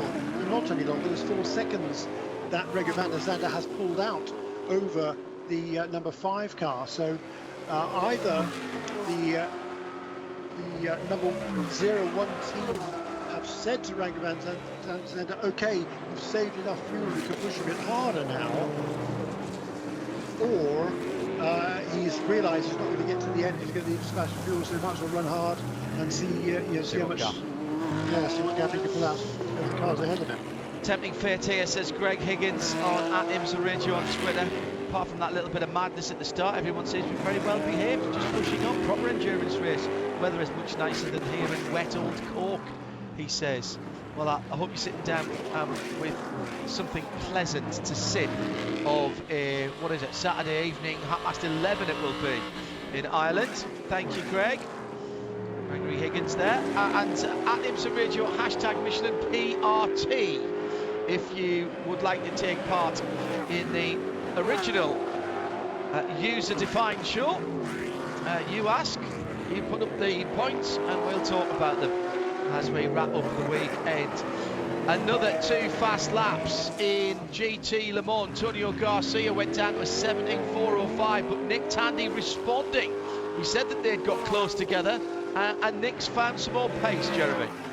Yeah, indeed, both of those 2 cars setting their best laps in the race last time around. 1:17.315 for Nick Tandy in the lead, looking for his second win in a row in that caliber 4, sharing with Tommy Milner. They won the non-championship exhibition race at Detroit, but last time out at WeatherTech Raceway, Laguna Seca, just 300 miles north of here, was their first official win on the season for that number 4 team. They're looking to do the same again, but they're certainly being pushed hard by Antonio Garcia, the number 3 Corvette in second place. His best lap last time around, 1:17.405. The lap record, by the way, in GTLM stands at Oliver Gavin in the C7R Corvette at 17.2. So they're exactly 17.215. So at the moment, Nick Tandy is 1/10 of a second away from that lap record. He will be desperate to break that, particularly as it's held by Ollie Gavin, who lives barely a Corvette lug nut throw away from the Tandy household, right in the centre of England in Bedfordshire. Ollie just lives across the border in Northamptonshire, 2 neighbouring counties there. 12 3/4 minutes to go. The battle continues for 2nd, 3rd and 4th in the GT Daytona category, with the Lexus of Jack Hawksworth looking at the back of Lawrence Vanteur, having disposed of Pat Long. So Pat Long just dropping back a little bit. And a big hello to everybody who's listening to us either on Sirius XM this weekend, XM 202 again as usual, and of course at the track. And our thanks to Tyler and the rest of the Tyler Norling and the rest of the IMSA technical crew for making sure that we're hooked up to the public address around Long Beach. Good to have your company this afternoon, and of course around the world on RS2 IMSA Radio via IMSARadio.com. Oh, and that's That's an off for the MSR, touched into a spin down at turn 1. The Acura has gone around and Ollie Plough's got damage to the left rear. And that looked to me as though there was side-by-side contact. He was already well over the right-hand side, close to the pit lane entrance. The AMR safety crew don't even have to move. They've just stepped out of their Porsche Cayenne to have a look. There's left rear damage, almost identical to what we saw with Kevin Magnussen, except on the other side. Now, Plough's got the car going again. Remember, this was the car that was on the alternative strategy and trying to push towards the end of the race without another pit stop, but that strategy has just gone up in smoke. Was going across and got a tap. Squeezed the Corvette number 3 into the Scuderia Corsa Ferrari and came off the worst. Now, I actually thought that Acura was on the other side of the track. It came across all the way from the left-hand side and started squeezing into the 2 GTDs. That's on Plough for me. Yeah. Well, yeah, what Olivier Plough did not know is that there was a car. Was it the Corvette that was next to him on the right-hand side of the road? It was. Correct, Was yes. It yes. Yeah. What he didn't know is there was another car on the outside of him, I would imagine, going into that corner, although he should have seen him as he came up behind. He wasn't coming out the pits, so yeah, they were running together. 3 different categories, in fairness. They didn't really coming out of the pits, they were just... No, that's what I'm saying. He wasn't coming out the pits. That was 3 different categories, just running at their speeds down this front stretch. That's exactly right. And there is that double yellow line separating the racetrack from the pit lane. And the car on the extreme right of the racetrack isn't allowed to go over that double line. So he was just minding his own business, being overtaken by the Corvette, which in turn was being overtaken by Olivier Plough in kind of a 60. So I think Plough probably assumed that the Corvette was already past the GTD car on the outside, and therefore was kind of moving over, leaving himself one car width to his right, i.e. a Corvette's width between himself and those double lines. It was next to the wall because that's where the pit lane exit is. So he just got caught out there. That's a shame, because the car that needed a full course caution didn't actually cause one. I think he's applies now into the pits. Shea Adam, that's already been looked at. We're under 10 minutes now. That's already been looked at by race control. And the verbiage of this is a little bit comedic, so bear with me. Incident involving car 60 reviewed, no action, incidental. So the incident was incidental. Okay. I'm glad that race control saw it that way. Incidental contact, yeah, I suppose so.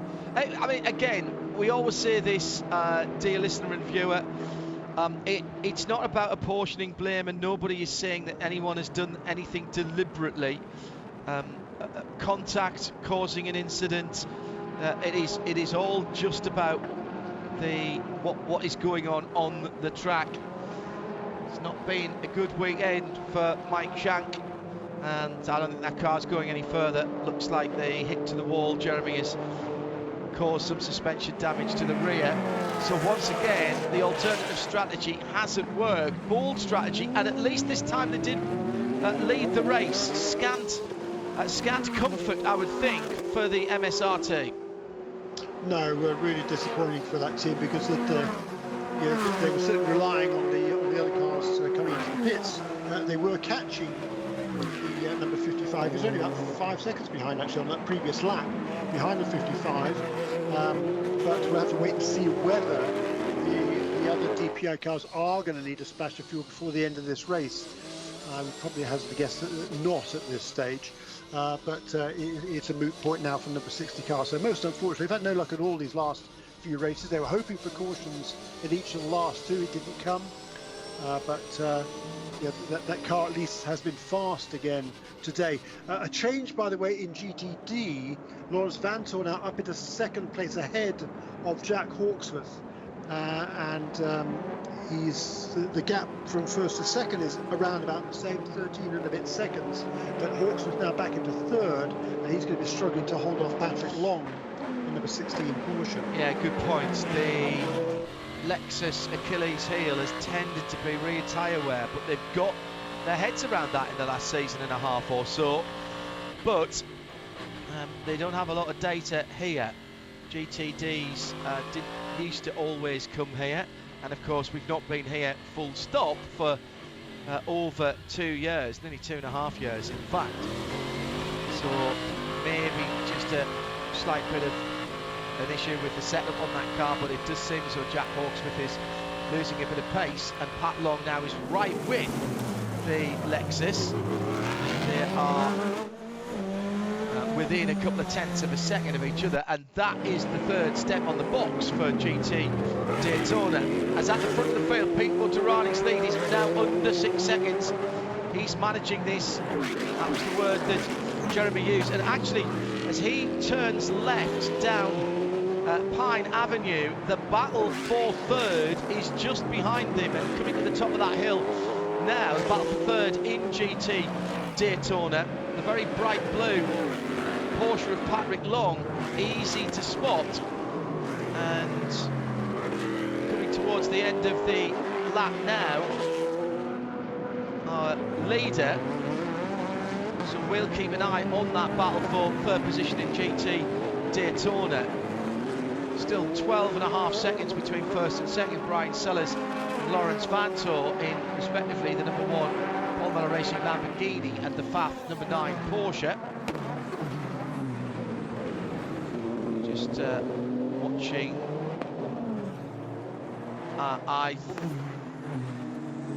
Now it's going to be very close going down into turn 1 between the Porsche and the Lexus. They're just being passed at the moment by Tristan Vautier, who's in third position in the Cadillac number 5, the dark grey car with the gold lettering on it. And that might just be an opportunity for Pat Long to squeeze through as they come through turn 5. Long still sitting in behind. Battle for the lead has gone back out to 7.7 seconds, so that's going the way of Pete Motorani with only 4.5 minutes to go. And still that cracking battle now on to Seaside for the third spot on the podium in GT Daytona. Can Pat Long find a way through? We are talking tenths of seconds here. And there's more traffic coming as well.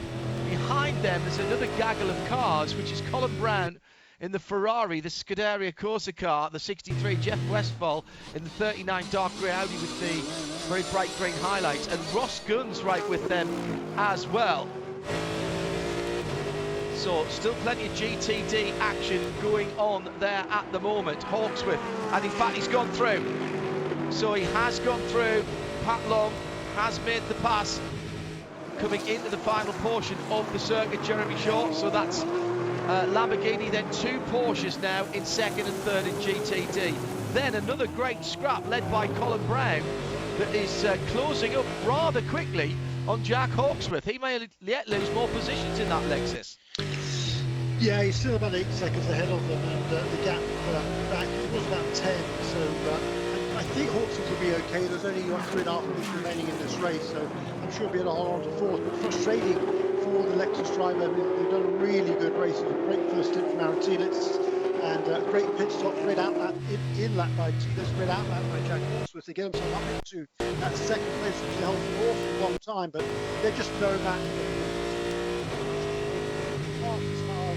over the last few races, and so it was kind of inevitable, really. I think Hawksworth did a great job to hang on ahead of those 2 cars as long as he did.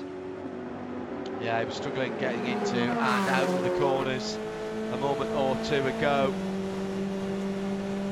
Just hearing from Chip Ganassi that Renger van der Zande has been trying to stay to his fuel number. He's the one at most risk, having stopped as many as 4 laps before anyone else. And Colin Brown into the pit shade, Adam, for a splash in the Scuderia Ferrari. Scuderia Corsa Ferrari. I don't know if this is a splash, John. We were not expecting Colin to come back in before the end of this race. He had been good on fuel. His pit time was nearly identical to everyone else around him. The Ferrari running for the first time since Daytona with a slightly different BOP. I'll watch the pit time and let you know what service they do. Right, well, may have picked up a puncture or something, of course. That would be cruel luck, because he'd had such a good run, and that means Ross Gunn will go up into 5th position and 6th position. Thank you, Jeremy. He's right behind Jeff Westphal in the Audi. They're having a cracking battle for that 5th position.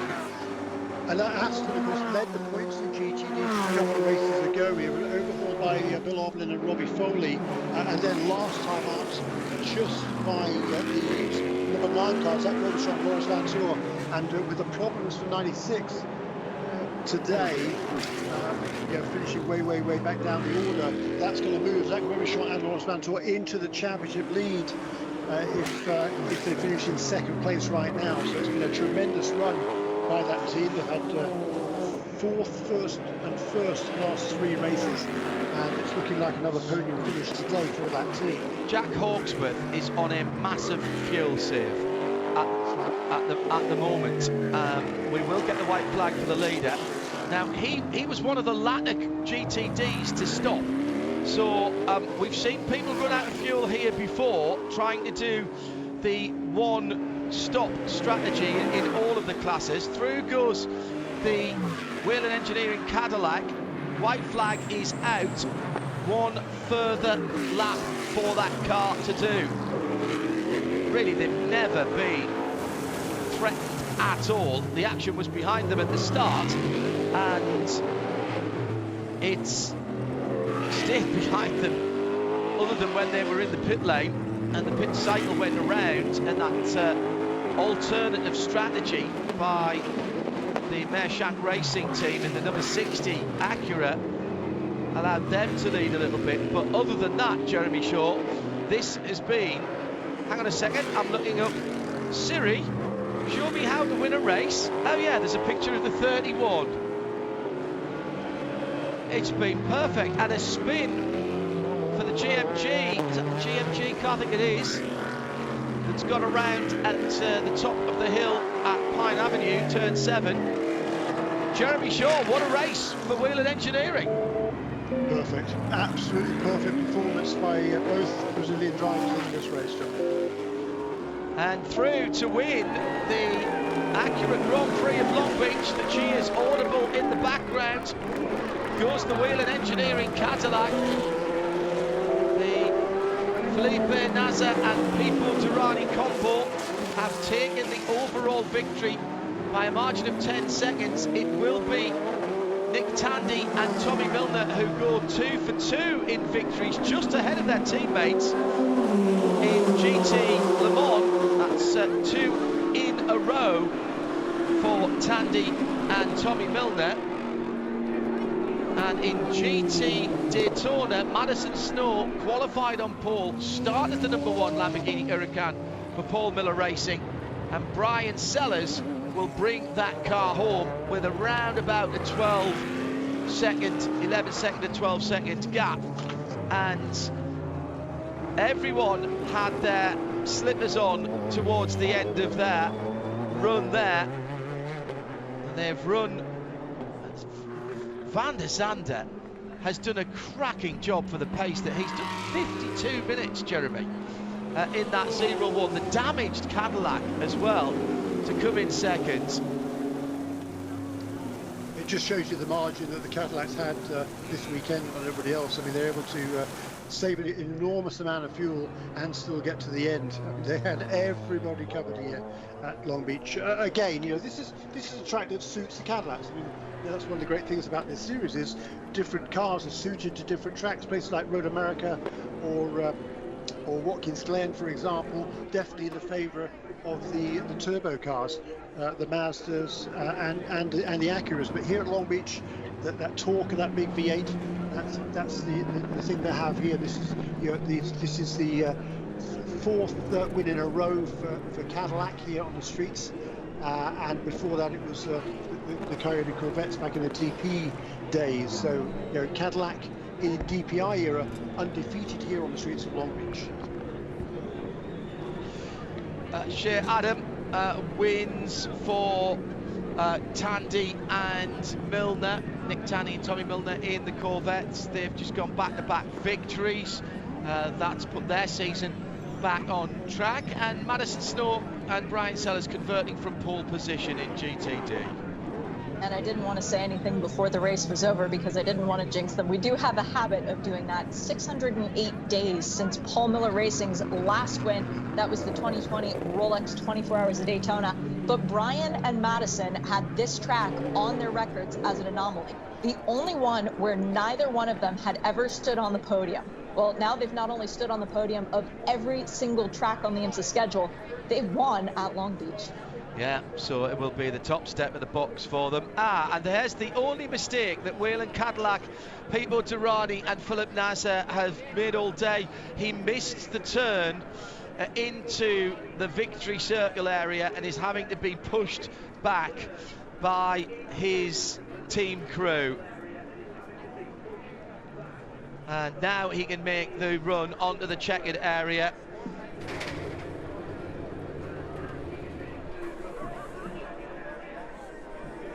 And Bibendum, the Michelin man, already down there. The formalities will start taking place. And Pipo Derani has done his job and managed to get the fuel numbers required and keep the speed up. Extraordinary run.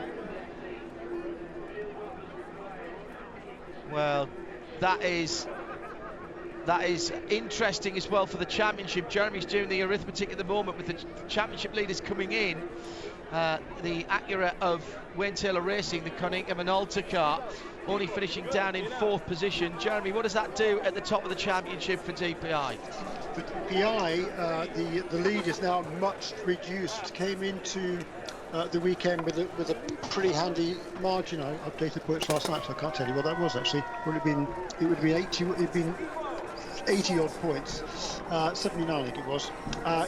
Leaving, however, Ricky Taylor and Philip Albuquerque, I reckon, had 3,071 points to the 3,052 of Nasser and Derani. So just 19 points between the leaders going into the final race of the season at Petit Le Mans.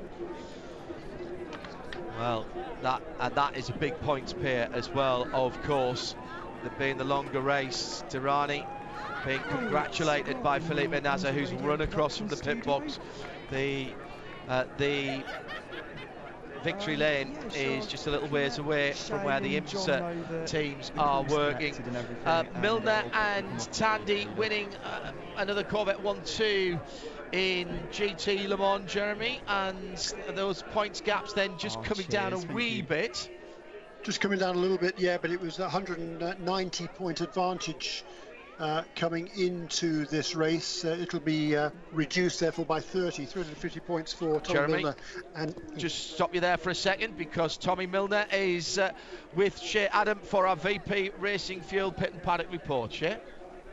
Tommy Milner now 4 times a winner at the Long Beach Grand Prix. This one wasn't with the drama. Still just as sweet though for you and Nick Tandy. Yeah, I mean, it's not easy for sure. Racing on the surface, it looks maybe easier than normal, but having to race our teammates heads up like that is very hard. And just the Corvette today was really, really good. We don't normally do this, but we kind of went in a little bit in different directions on setup, so a little bit sort of different from each other. So Jordan was quite a bit better than I was off the hairpin, but I was better on the spot. So I think it kind of made for a better race for us. With playing some weeks in the cars and parts of the racetrack, but super happy for Nick and the 4-car guys. You know, we've had a string of bad luck for a while at times. Sometimes self-inflicted, other times not. So happy for all the guys to get another one, and back-to-back wins obviously is fantastic. Yeah, you knew coming into this one that you were going to need to put together a good performance to get a shot at the championship. It feels like the dream might actually be possible now, doesn't it? It's still a long ways off, I'm pretty sure. But, you know, for Nick and I, we kind of said This was a couple events ago now, but we basically said we just need to win out from here. That's our goal. If we can win a championship, that's fantastic. But I think for us, just not so much morale in the team, but just to give us specifically, but also all of our crew guys, our engineer Chuck, Brian Hoy, our crew chief. Those guys, they work as hard as they possibly can, no matter what the result is. But you kind of need this validation sometimes to really reinforce all that work. So those guys have worked so hard the last couple of years now with building these new C8R race cars, and they share in the excitement of the team winning, but it is still a team sport and a competitive sport, and the guys from the 4-car want to win pretty bad too. So happy to get the win for them. Thanks, Tommy. Happy you could finally get it done. Thank you. Well done, Tommy, from everybody, and say hi to Tandy for us as well, won't you? That is the winners in the GT Le Mans category, Tommy Milner and Nick Tandy. Let's go to Jeremy Shaw for the points in GT Daytona after another bad day. No, not a bad day, an awful day for the championship leaders coming in. That was the 96 BMW squad from Turner Motorsport, the Liquid Moly car. Indeed. So just before I do that, just go back to GTLM while we're you're having talked to Tommy. The number 4 team, they are still alive in the championship, mainly because we are expecting the BMWs to be at Petit Le Mans. So other than that, if they weren't, it was just the 3 cars for the rest of the season, then it'd be pretty much tied up for Garcia and Taylor. In GTD, John, yes, you're absolutely right. We do indeed have now new points leaders in the season-long championship. Zach Robichaud and Lawrence Vanthoor came in 20 points behind Bill Oberlin and Robbie Foley. They will leave with a 150-point advantage. But between them now in second place will be Roman DeAndres and Ross Gunn in the Aston Martin. So it'll be 25-70, I reckon, for Robichaud and Vanthoor. They will be leading. Actually, in second position now will be Brian Sellers and Madison Snow. With that win today, that team's first win of the season, to go along with their 5 podium finishes, they will now have 25-32. In third position on 24.66 will be the Aston Martin team, Roman DeAndres and Ross Gunn. And fourth place now, all the way to first to fourth then, for that Turner Motorsport BMW on 24.20. So 150 points covering the top 4 in GTD, going to the final 2 races, of course, of the season with VIR and Petit Le Mans. If we've got time, I'll move on to the Sprint Cup as well. Yeah, go ahead. If we get an interview, briefly, I'll interrupt, don't worry. Great. In the Manufacturers' Championship, Porsche already had taken the lead a couple of races ago, so they extend their lead in the GTD Manufacturers' Championship for the overall title. In the Sprint Cup, Roman DeAndres and Ross Gunn will still lead, 22-44 points with 1 race to go. With the win today, last year's Sprint Cup champion team, Madison Snow and Brian Sellers, will have 21-70, so a 74-point deficit, which isn't much with the new point system at all. Into third place will now go Aaron Tielitz and Jack Hawksworth on 20-70, and all the way down from second to fourth, Robbie Foley and Bill Oberlin on 19.78, so 166 points covering the top 4 in the Sprint Cup Championship with just 1 race to go. In the Manufacturer Championship, I think Aston Martin will hang on to their lead as well, going into the final race of the season in the Sprint Cup Manufacturers, John. Yeah, great stuff, Jeremy. Short race, big excitement, lots of intrigue as well. Stay tuned on RS2 IMSA Radio for our Michelin post-race tech. Thank you to all of our colleagues at TV, particularly at NASCAR Productions, both on site here at Long Beach and over at Charlotte. Also to our tech and producer up in London, Rob, thank you very much indeed. Coming next, post-race tech. Stay tuned, and we'll be back, of course, on Wednesday for Midweek Motorsport. We've got plenty of endurance racing action to come, including at the Hungaroring 12 hours next weekend, and then we're at VIR for the next instalment of IMSA 2021. We'll see you after we've taken just a little breath for post-race day.